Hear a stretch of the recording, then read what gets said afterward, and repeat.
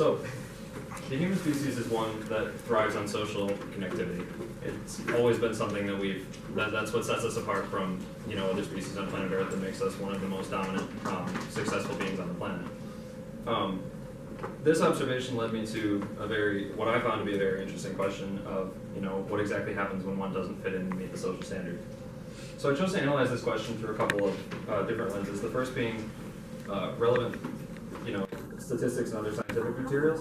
The beauty of the day and age that we find ourselves in is that we're more interconnected than ever, but this also creates a polar opposite where we have this kind of phenomenon where other people, or some people are on the other end of that and don't fit in nearly as well. So Merriam-Webster defines ostracism as exclusion by general consent from social privileges or other social acceptance.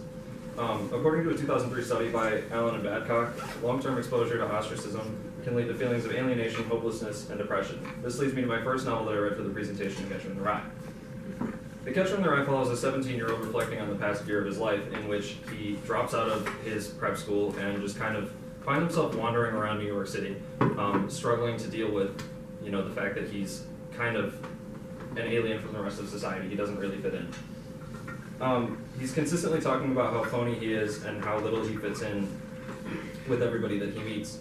Every time he attempts to make a connection with people throughout the book, he doesn't have success in this. He's met with hostility. He tries to exert a genuine curiosity in a way to people.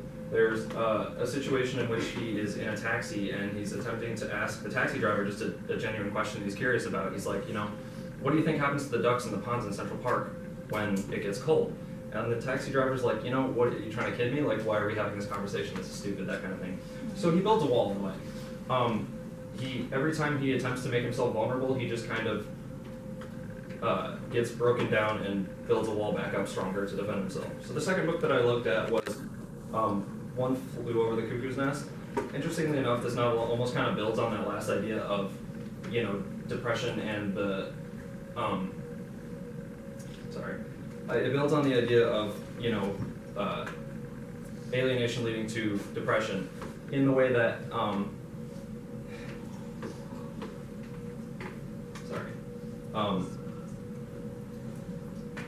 it takes place in a mental asylum, and it follows this guy named Chief Brumman, and his experiences with someone who kind of fakes his way into the asylum because he doesn't want to end up on a prison work farm. He's totally sane.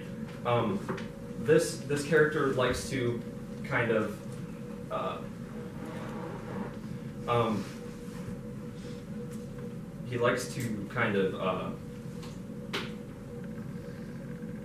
I'm just going to ignore the slides from now on because, okay. Timing. But, I'm,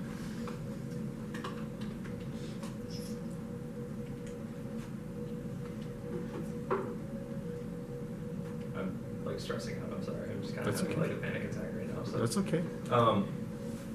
So there's this individual who fakes his way into the asylum. He's perfectly sane. And he kind of represents the